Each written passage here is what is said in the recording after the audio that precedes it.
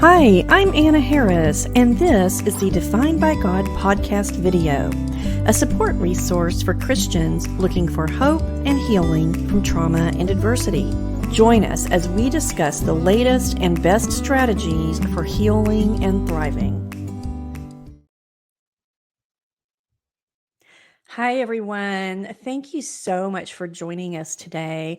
I am so excited to bring on my guest in a little bit, Melinda Wilson of Face to Face Ministries. She and Kathy Little founded Face to Face Ministries, and they really do a lot of teaching and training with the Immanuel Approach. The Immanuel Approach is an approach to inner healing or heart healing. And so, one thing we're going to be talking about today is when people have had religious trauma or spiritual abuse, how can we then trust to get some healing because you've been abused in the spiritual setting? And so, we're going to talk about things like that and in an overview of the Immanuel Approach and how it's trauma informed. And I think it's going to be a really good conversation. So let me go ahead and bring on Melinda. And this is episode 25. So you'll be able to find the show notes and all the links, anything that we talk about, you'll be able to find it there, definedbygod.com/episode 25. And here is Melinda. Hi, Melinda. How are you doing? Good. Thanks for having me. Yeah, thank you so much for coming on today. And I think you could probably hear what I was saying in the introduction. I think as we discussed yesterday, a lot of people that have had some, spiritual abuse, religious trauma, they need some heart healing, but they might feel unsafe to get heart healing. So anyway, that's what we're going to talk about. But if you want to just kind of introduce yourself, tell people a little bit more about what you do, and then we'll get on to our topics. Yeah, it's really an honor to be here. And I was telling you yesterday, Anna, thank you for being part of the bigger picture of helping people experience God's presence, which brings healing. Ultimately, encountering Jesus brings healing to us, whether we want it or not. And I say that tongue in cheek because I think everybody does, but not everyone's aware that they need healing. And Right. So Immanuel Approach, which is what I've really given my life to, I've been involved in some kind of heart healing, inner healing for about 20 plus years. I've known about it my whole life, just having grown up with the awareness of that, but not really pursuing it for myself until adulthood. And what even is that? And I see it just as removing blockages to deeper intimacy with Jesus, inner healing. It can often be misconstrued or misunderstood as something scary and big, and I'm going to have to cry for hours and excuse me, and share all my personal details and my traumatic history. But when we encounter the living presence of Jesus and experience his presence, his glad-to-be-with-us-ness, as I call it, the definition of joy, then we receive healing. Attachment wounds and traumas of all kinds are healed by encountering the love of Jesus. And so I really have given my life to that. I train people. I do run one-on-one sessions, but that's more of what I'm training others to do. I have led, I don't know how many hundreds and hundreds of sessions, one-on-one healing sessions, but now my heart really is to train and equip and empower people to help other people, but also to help yourself. Because if we can't do it ourselves, then we're always going to be reliant on someone else. And we don't want to create people that are dependent or codependent. We want to create people who are empowered to meet with Jesus for themselves and hear him themselves. And honestly, so, when you think of spiritual abuse or abuse of any kind, it's disempowerment.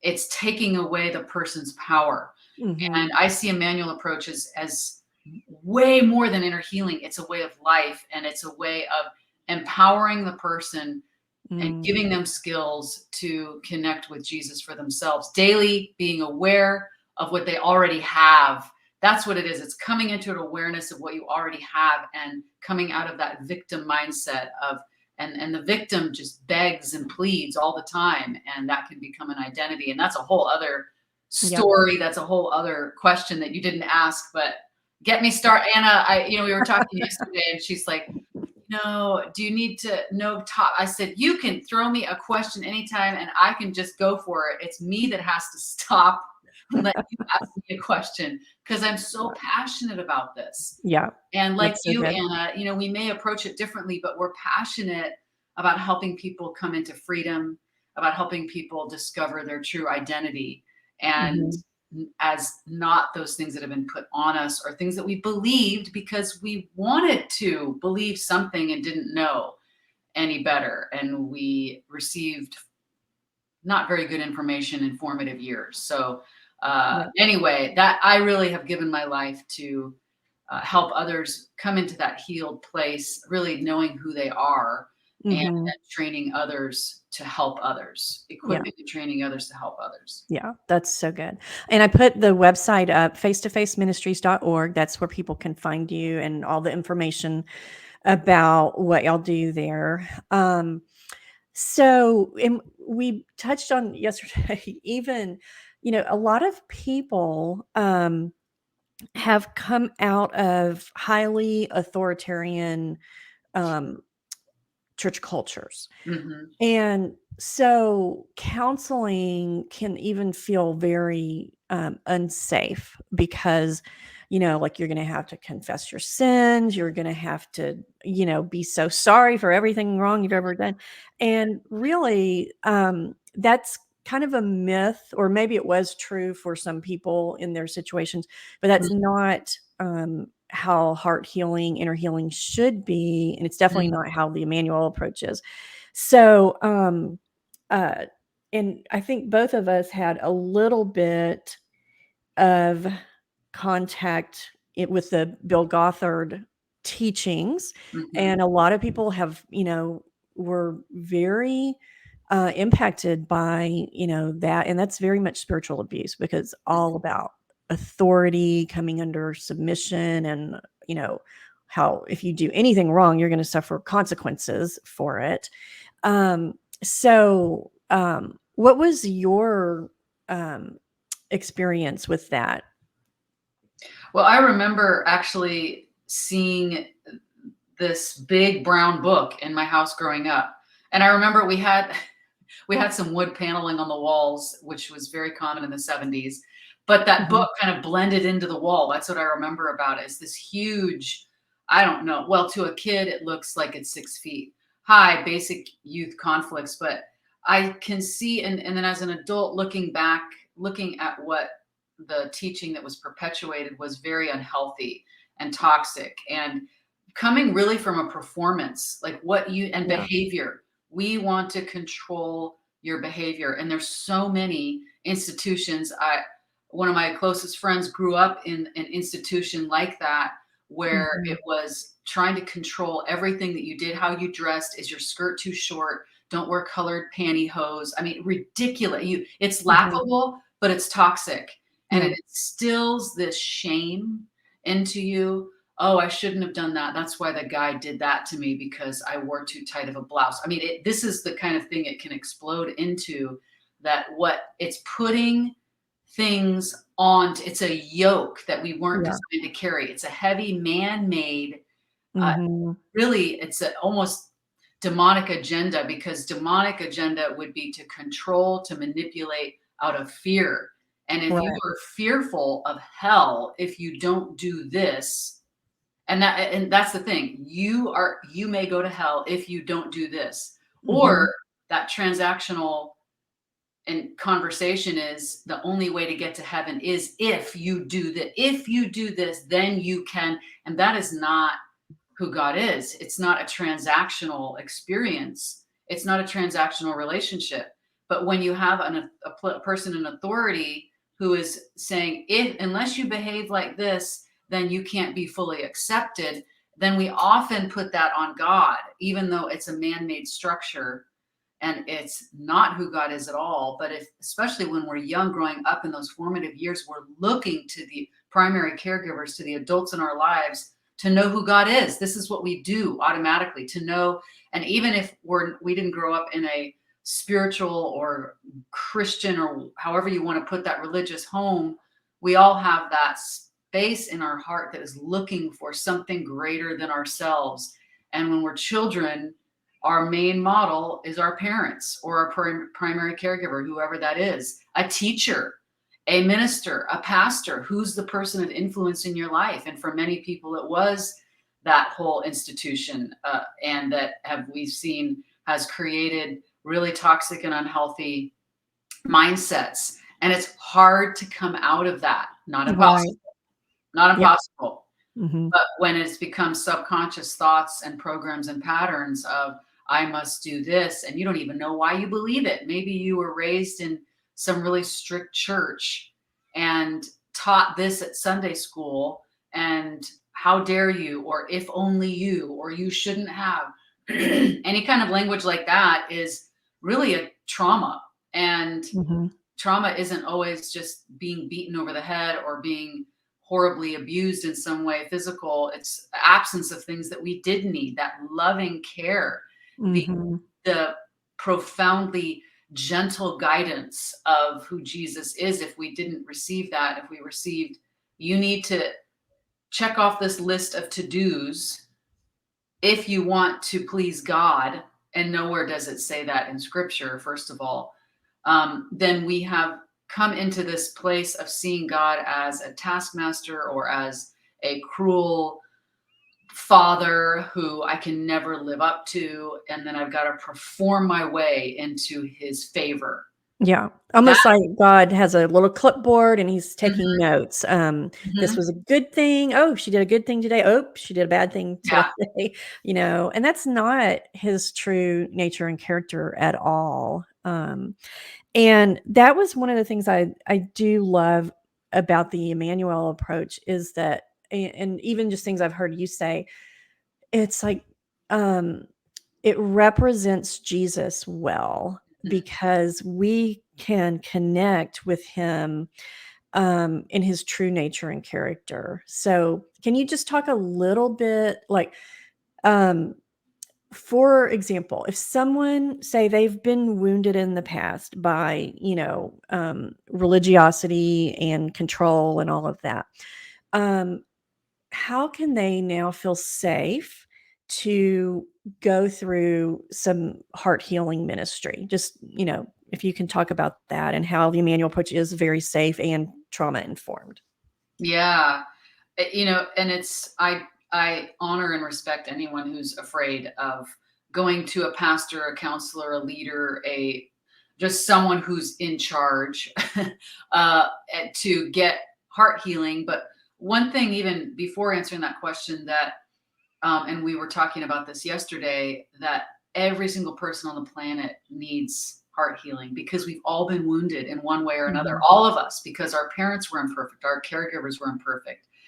And there's many, many, many types of inner healing. And I represent and I teach Immanuel Approach because I see it as so gentle. And it's based on brain science. It has nothing to do with how well you pray or what prayer you pray.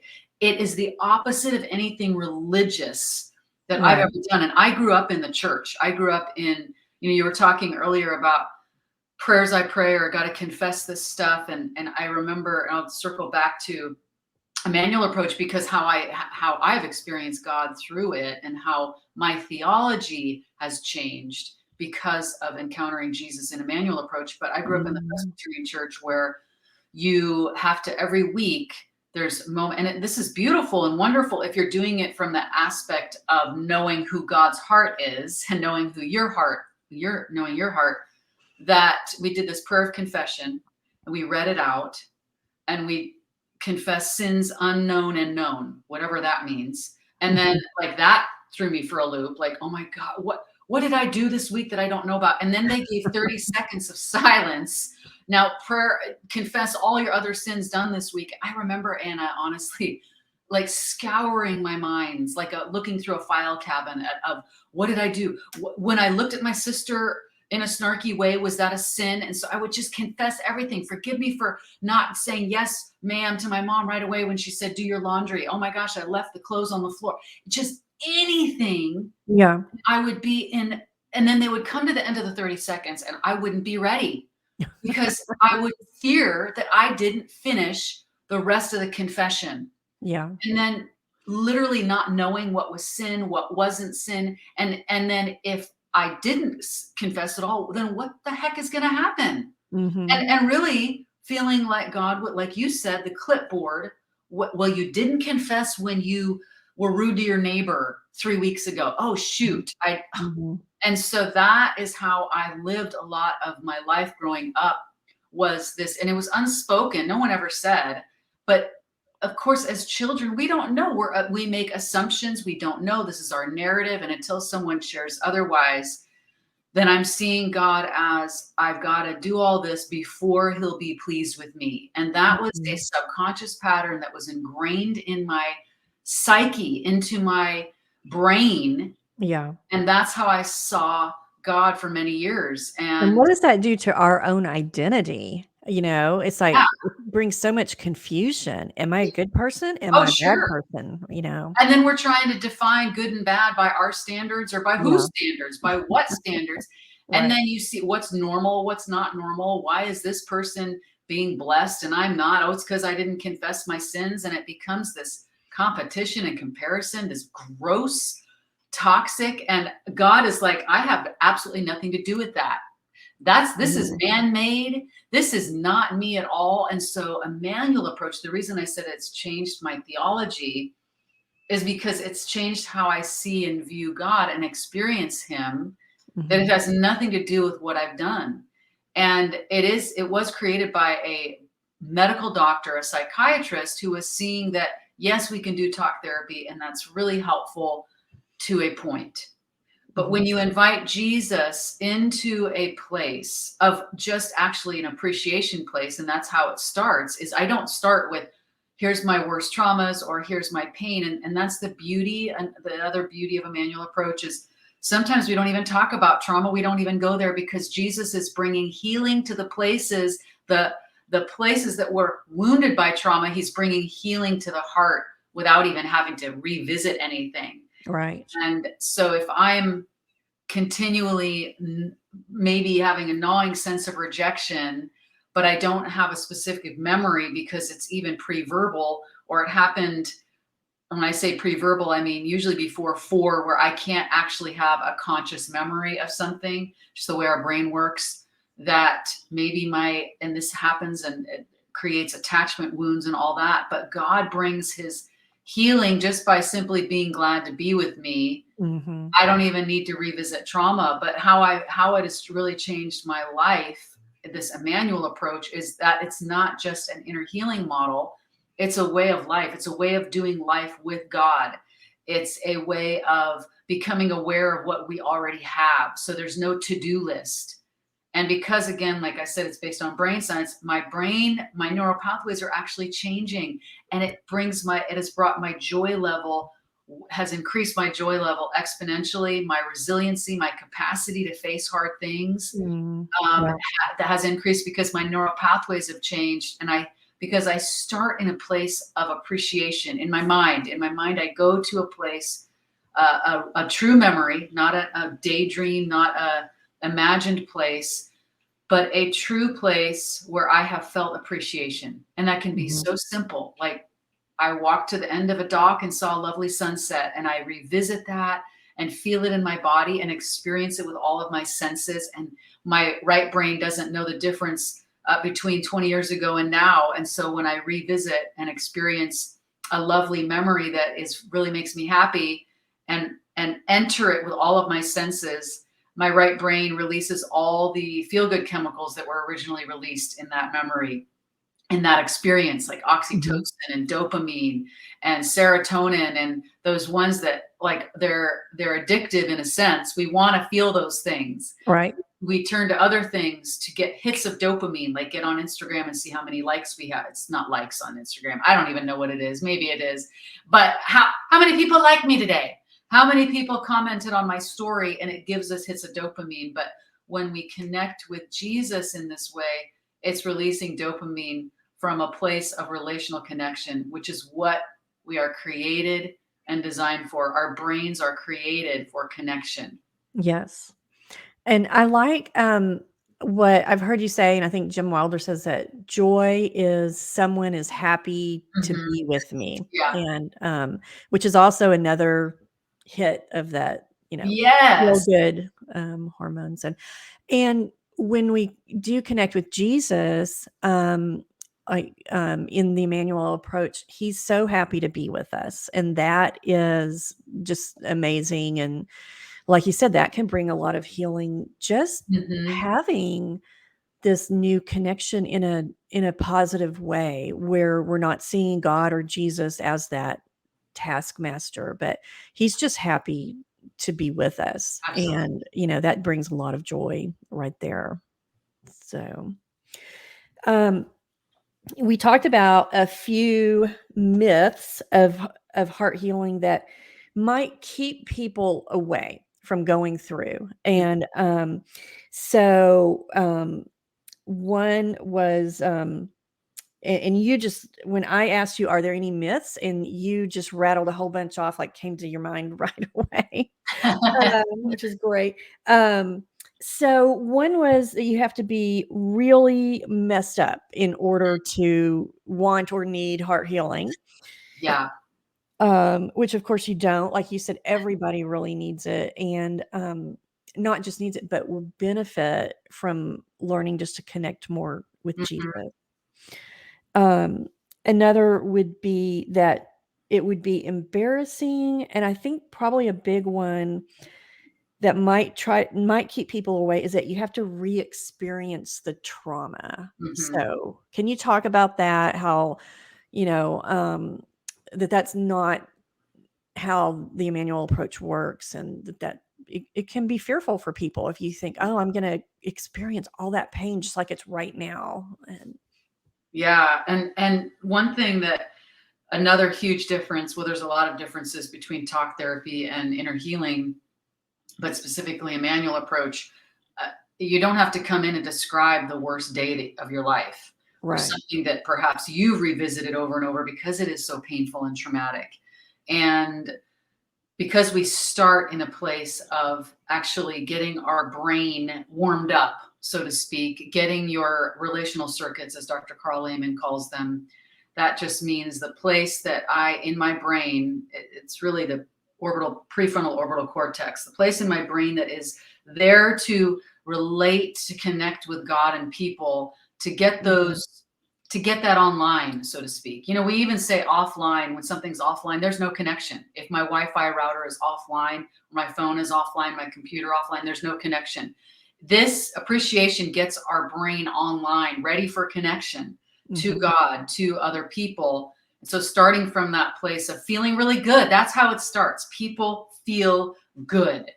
And then from that place, when their brain is warm, when the relational circuits are on, then it's asking Jesus, and it's very gentle. If the person wants to, if they're comfortable, help me be aware of your presence. We know in our left brain, and we're heard that Jesus is always with us.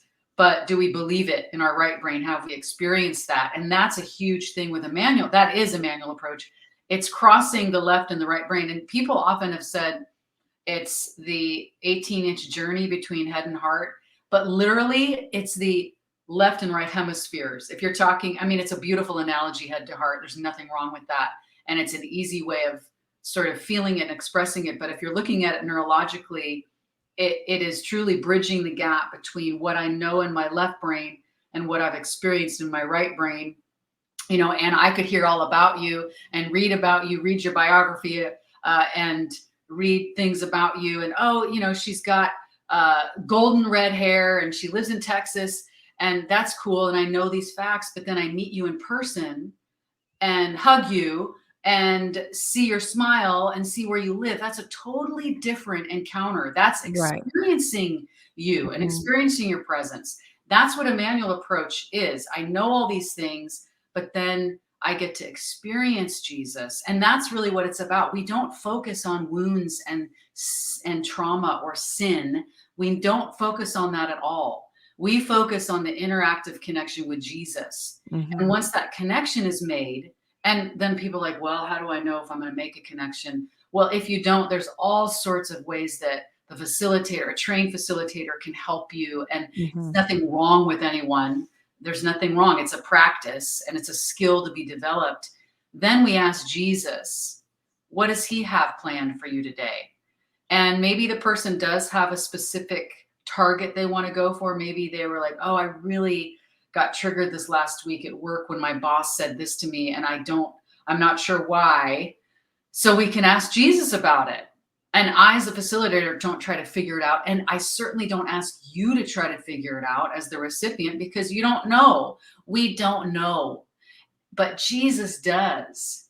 And so he may say, hey, and he may remind the person of maybe a memory that happened, a painful memory when their teacher rejected them for some reason. But what happens is we don't sit in that memory and re-experience it and get re-traumatized. It's an immediate inviting Jesus into that painful memory to see how he's responding. Mhm. And because so much trauma happens when we feel like we're all alone. And Right. there's a difference between trauma and suffering and pain. You know, we can suffer well. You've heard that expression, oh, she suffered well. And we don't want to suffer, but we're all going to experience pain and suffer. It's just a fact. I mean, Jesus even promised, it's one of those verses you don't want to look at, Mhm. like, in this world you'll have trouble. But Right. I've overcome the world. Not only has he overcome it, he's with us. So when we then look at a memory, instead of feeling, oh, I see Jesus with me in that. If I was 10, 9, 8, 25, I see Jesus with me. So it no longer has that painful hold. But what I've Mhm. also seen happen is that he doesn't even ask that. It's not even about him asking the person. Sometimes he does, but he's always asking permission. And there's no forcing of anybody to do anything that they're not comfortable doing. But like I shared earlier, sometimes the person, maybe the trauma came because their parents were absent. They were never there. They provided for them, but they really never felt love. They didn't Mhm. acceptance. They didn't ever come to their ball games. They were never home when they got home. Everything was provided for, but there was a loneliness, and you really can't put your finger on it, but there's an aching loneliness all the Right. time, or a fear of abandonment in the person. But Jesus comes in and meets them in their positive memory, and they can just spend an hour, a half hour, however long, like you said. And as Dr. Wilder, who's another neuroscientist, joy, the neurological definition of joy is knowing someone's glad to be with me. Then Jesus, however he shows up for the person, it may look unorthodox. That's another thing, is we've got to get out of our box of Jesus is going to look like the flannel graph. If you're over 40, you know what that is, or maybe over 45.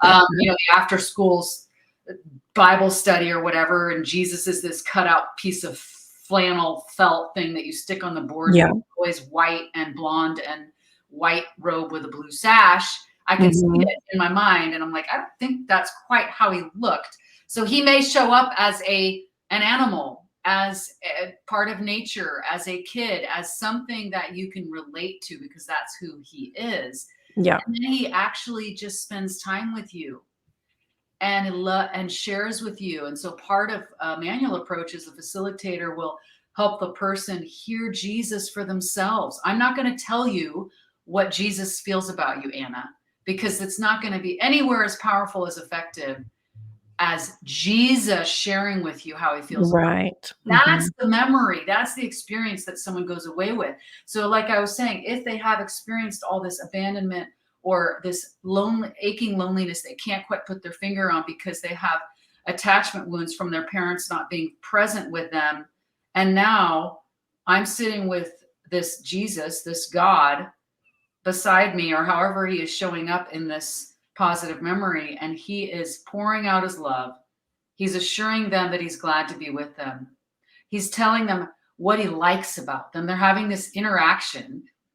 Oh boy, I like grape juice like you do. Or my favorite drink is ginger ale like you. And they're actually talking like friends. It's healing attachment wounds without going to any memory, especially if there is no cognitive memory. But even if there is, maybe it was some horrible abuse, but now Jesus as a man is sitting there gentle, loving, Mhm. kind, patient, so glad to be with the person. Yeah. And all that healing is happening without even having to go to painful places. And I've seen this over and over and over again. Yeah. And and we don't have to sit and rehash and talk about for ages all the horrible things that happened to me. You don't need to do that, because how does it make you feel? It's actually releasing, because it's going back into your right brain. It's releasing all the not feel good chemicals. I mean, they're all helpful for us in some way, but when you are living on adrenaline and cortisol and those stress hormones, which many of us have for our whole lives, we've lived in that state of survival, Right. flee or fight, freeze or fawn, and that trauma response, because that's how we've been trained. And so God comes in and shows us how to live from that place of rest, of peace, of joy. And actually, our nervous system changes as our neural pathways change. And so we have a whole system reboot. And it takes time, though. This is not just a one and done thing, this is a lifestyle. To practice. You come for one session and you're good. That's not reality. That's not how we get healing, but it's the practice. Yeah. It's Yeah. the practice of him being glad to be with me. I do dishes at the sink, and I practice this so much. I can instantly see or experience or feel where Jesus is with me. And like, Mhm. oh, what do you like? What about dishes do you like doing? We just have that conversation. It's like hanging out with a friend. It's not a big deal. It's not all weird and contrived and Yeah. scary. But Yeah. that's a practice that I have developed, and a skill I've developed over years. Yeah. But that's what I'm talking about, that lifestyle of coming into awareness of what's already there, his presence. If there's no separation, and that's what Romans 8 says, nothing can separate you from my love, and I'm in you, you're in me. What the heck does that mean? And so Immanuel Approach has brought scripture to life of, oh, there is no, I cannot do anything apart from him. I don't leave him at the Mhm. door when I go out. He is in and with me. I am in him. He is in me. And so it's expanding how I've even read scriptures, how I've interpreted scriptures, how scriptures have been taught and preached to me. In fact, honestly, because I've heard so many sermons in my life, I don't want to hear any more sermons.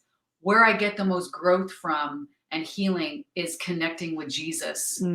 That's What so does he good. have to say to me today? Yeah. Not what Pastor Smith has, that whatever, that's cool. That's what God's saying to you. But what, and I'm not saying don't go to church, but I'm saying it has gone way more than I got to wait to go to church to hear what God has to say. Ew, gross. No. And that's a religious system that needs to be demolished. Yeah. Because we Because need our own connection with yes, Jesus. Yeah. yes, Yeah. yes. Like, That's where life is. right. What Mhm. does he have for me Yeah. today? What is it? Yeah. How does he want to hang out? And it's not even like, what does he have to preach to me today? It's how does he want me to know that he feels about me today? And that changes everything. Yeah. It does. I'm going to stop and take a breath, Anna, because I got my preach on. I told you I could do that, but I'm like, all right, this is your podcast. This is great. I think if I had been traumatized by church and was listening to this, I would feel so much better and safer about Mm, being able to open my heart to receive some ministry and to connect with yeah. Jesus. Um, is there time to just take people into a quick appreciation moment? Can we do that? Yeah. Do you want to go into inviting Jesus, or just stay in appreciation? I think it would be great to also invite Jesus since we've been talking about that. Oh, I Yeah. think that would be great. Yeah. Well, let me just give a tiny little bit of explanation. So this is Okay. I've led hundreds and hundreds of group Immanuels. I've done it on our podcast too. So I've done it without people present, but it's good to have you, Anna, there. But really, it's a simple exercise, and it is the introduction into a fuller Immanuel Approach session if you're looking at it from the healing standpoint. And simply we go, I'll invite you and guide you into re-entering a positive memory. And it's Mm. a positive memory that doesn't have any splinters, meaning it just is free of any pain or like feeling. Sometimes we can have a memory that's like, that was wonderful, but that was the day that I also found out my dog died, or it's just something that like we want to stay away from that. So I Yeah. often just say maybe a simple memory with nature. Oh, I saw a beautiful sunset the other day. But we don't stop to actually appreciate it. And again, this is a practice. And then as I was sharing, we get our relational circuits on. That's what appreciation does. It warms up our brain for that relational connection. And then I'll ask you to simply ask Jesus to help you be aware of his presence. And then notice whatever is coming into your awareness. And it may be a cloud. It might be a tree. It might be a sensation. It might be you actually see an image, but there's no wrong way. And that just being with him and then allowing him to speak to us. And maybe I'll ask him a question or two. And if you don't feel like you are connecting, I want to give this caveat. If you don't feel like you're connecting, it's okay. Again, this is a skill and a practice. Stay in that appreciation, and I'll guide you through that. So we'll just do this for the next few minutes. And when I'm silent, don't turn the podcast off or check, because I'm giving you space to reconnect with that memory. So when you hear the silence, just stick with it. All right, we'll just take the next few minutes to do that. So I'd invite you to, if you're listening while you're driving, I'd invite you to, if you can, pull over. And if you're in a place where you can close your eyes, I invite you to do that because it helps you be free from distraction. Then I'd invite you to just take a few deep breaths. For me, I like to put my hand on my heart to remind myself of connection with myself, with my heart, that this is not a disembodied or disconnected exercise. This is our whole being, spirit, soul, body, connected, heart. And if you're able to just take a couple slow, long, deep breaths in your nose. This just settles the nervous system, brings us into our parasympathetic nervous system.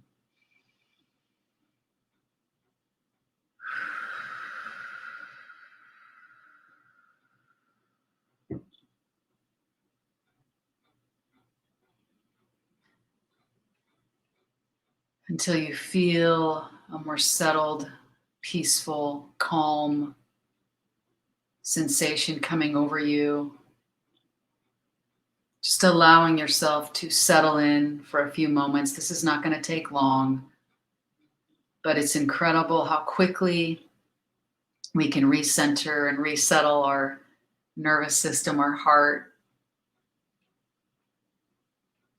into a place of rest,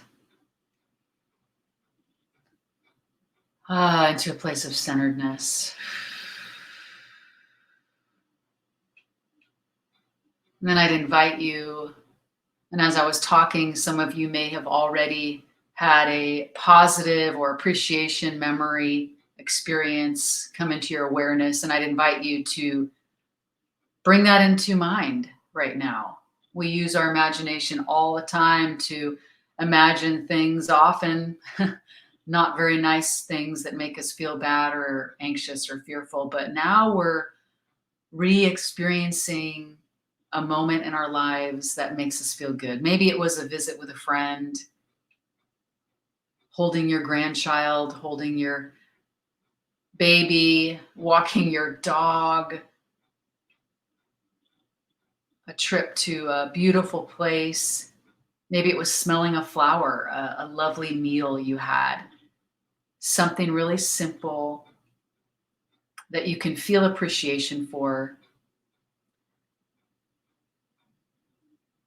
So let your mind's eye go back there. In your mind's eye, go back there. See yourself there. And it could have been yesterday, it could have been 20 years ago, it doesn't matter. And notice and be aware of your surroundings.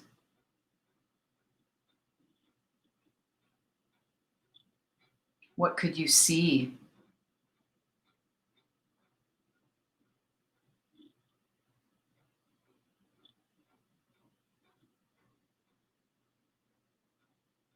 Who were you with, or were you alone?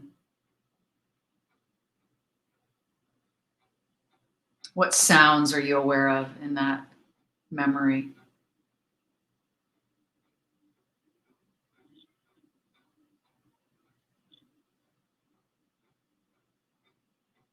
Any smells?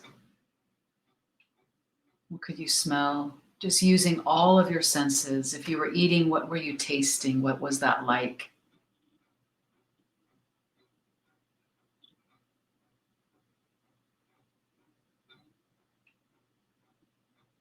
What could you feel?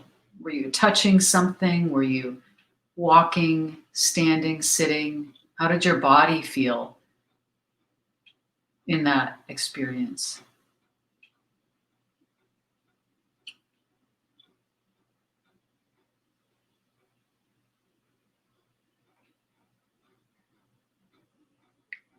And notice your heart, your emotions. What were you feeling in that positive appreciation memory? And allow yourself to feel those feelings again.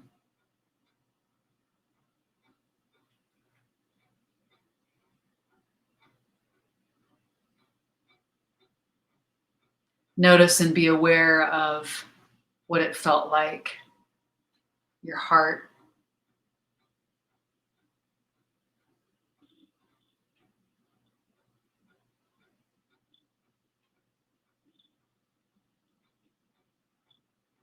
And as you're reconnecting with this experience, notice what you feel especially grateful for about this. Maybe it's the person you were with, or your health, or your whatever you were seeing in nature. What do you especially appreciate about this particular moment?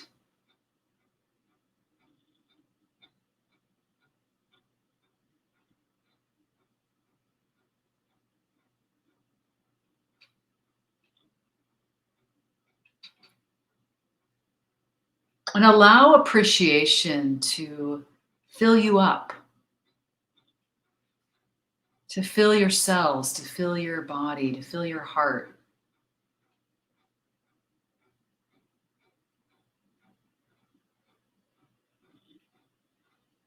What you're grateful for, what you appreciate about this. And notice what appreciation feels like.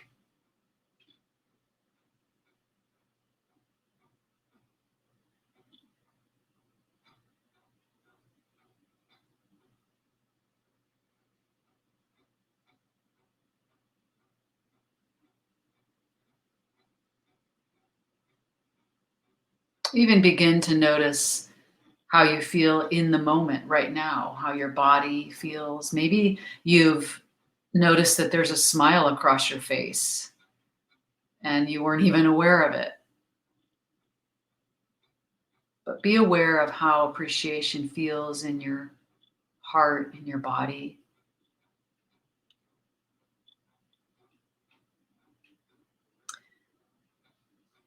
And then, if you feel comfortable and want to, you don't have to, you can just stay in this beautiful place of appreciation.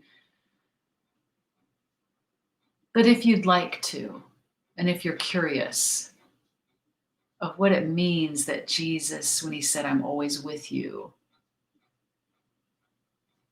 and even if this was a memory that before you were a Christian, it doesn't matter. He's always with us. And if you'd like to, just make a simple invitation of in your heart, Jesus, Help me to be aware of your living interactive presence with me here. Help me to be aware of your living interactive presence here in this memory.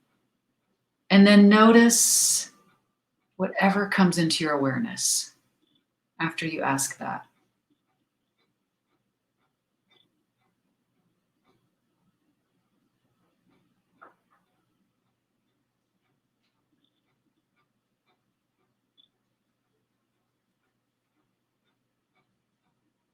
Don't strive to imagine what he might look like, but just notice whatever is coming into your awareness. And it might be a gentle breeze. It might be when you have those goosebumps. It might be just a knowing. And then some of you might see a figure, you might see his face. But just notice even any kind of gentle, subtle hint of his presence.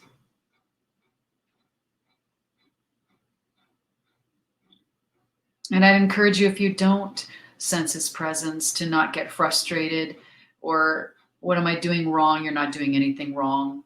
But simply stay in that positive memory and reconnecting with all of your senses in that place. This is a practice and a skill to be developed.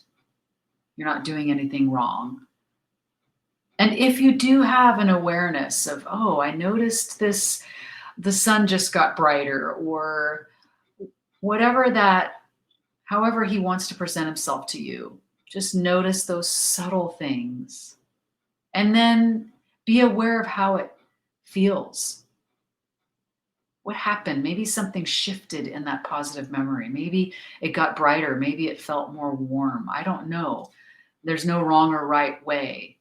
But as you made that invitation, just notice what happened. What came up when you said, Jesus, help me be aware of your living interactive presence.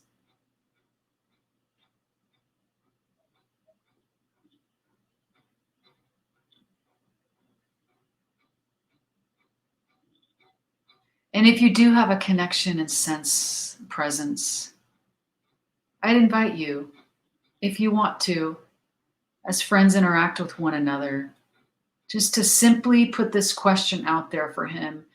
And don't try hard, just notice and be aware of what you feel or hear or sense in response. Simply asking Jesus, how do you feel about me? Jesus, how do you feel about me? And notice the first thing that comes into your awareness.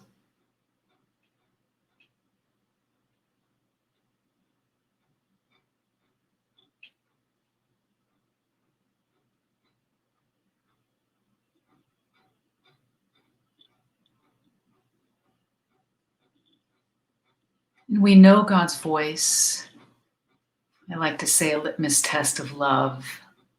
If it feels like, sounds like, looks like, smells like love, then it is most likely him, for he is love.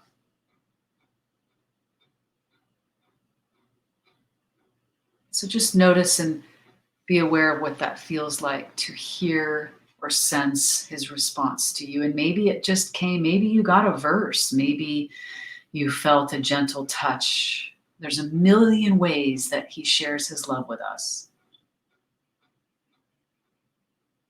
And notice those slight, subtle changes or something very subtle. He's so gentle.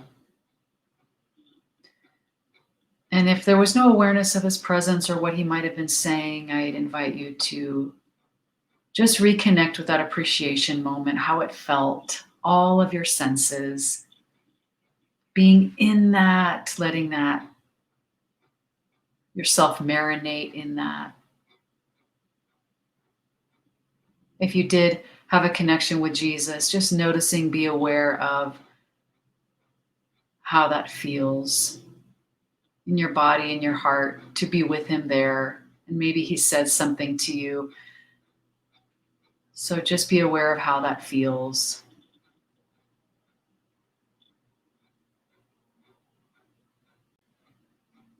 And then for about 10 more seconds, we're just going to marinate in that, let that go deep. Take a few deep breaths.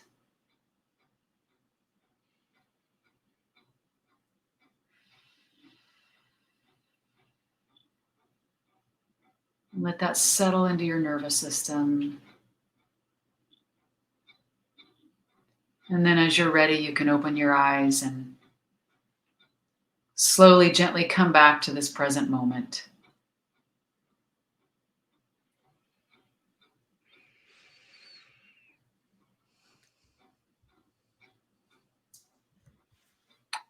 And I want to bless everyone who tried that. And I also want to encourage and assure you that if you didn't have an awareness of his presence, that there is nothing wrong with you, that you didn't do anything wrong, that there wasn't something that you did or didn't do, and someone else has a wonderful experience, and you're like, well, I could barely even get into appreciation, let alone experience Jesus. It's okay. There's nothing wrong with you. You didn't do anything wrong. This is not a 5 steps to freedom at all. Mhm. This is a practice. Yeah. And if you had a hard time, even with appreciation, that's okay too. And that's a practice. Just even today, let's say you couldn't get in, like I have no positive memories. Today, I'd encourage you, go outside. Let me tell you, creation is where it's at, y'all. If you live in Mhm. a city, I don't care. Find a flower, find something beautiful, the sky, the clouds, spend a minute, linger there.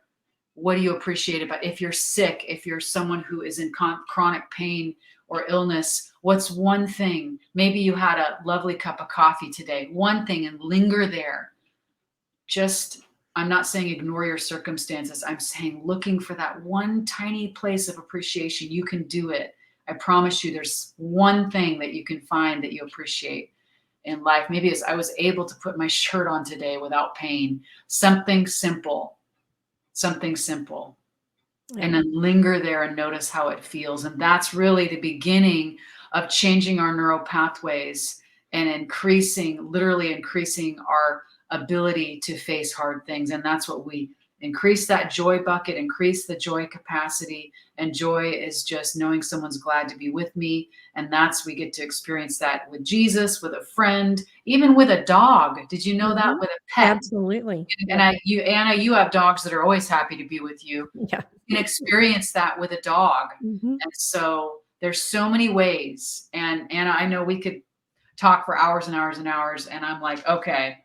She's Yeah. like, oh my gosh, we're like way longer than what I said. And I apologize. But No, no, no, no. This has been so good. Like I could just stay in this all day, but so whoever's listening, you can just, play it again and experience it again. And yeah, just stay in his presence. It was so good. I'm just going to tell a really fast what I saw when I was connecting because I recently was on a cruise, not a overnight cruise, but just a little sunset cruise in mhm. New York Harbor when I was on a trip. And my daughter and I were there and we were up on the top deck and we were trying to get pictures. And this lady was taking pictures of us and it was so windy and our hair was everywhere. And, but it was just so much fun. Like I just love, of course, hanging out with my daughter. And, so that was my appreciation moment, and then I just saw Jesus there with us, and of course, a lot of times we see him with long hair. Well, Yeah. in this picture, his hair was so long, and it was just like ours. It was blowing everywhere, and he was just laughing and having the Mm, best time with us. So, anyway, so that's you know, great. just a great way to connect with him, laughing. So Yeah. but, okay. Well, thank you so much. I think this was so good today. I really do, and I appreciate your time and your just what you carry. It's just amazing, and so I just want to let everybody know you can find all the show notes definedbygod.com/episode 25, and we'll have Melinda's information there, the link to her website, and all of that, and yeah. So thanks everybody for listening. Thank you, Melinda. Any last words? You can just tell everybody goodbye, however you want to. Well, it certainly has been an honor, Anna, and I would encourage people to start small. If you're on a journey of healing, it's not all going to happen overnight, but there is so much hope and there's so much more joy than you even have ever known, Yeah. because there's a scripture that says in his presence is fullness of joy, and a better way to translate that from the Hebrew is in the face to face with God is the Uh, fullness of joy. There's no Hebrew word for presence. It actually means face. That when they wanted to say presence, they used the word face. And so in his face, and we get to experience his face being glad to be with you. That is joy. That is, yeah. and so I bless you, your heart, your mind, your body, every part of your heart to Mhm. experience, to come into awareness of how glad he is to be with you. Not just when you go into a healing session, all the time, no matter what you're doing. Yeah. And if you need some help with that, contact Anna, contact us at Face to Face Ministries. And it's okay to need help. We all need Yeah. it. Yeah. We all need Absolutely. it. Yeah. Okay.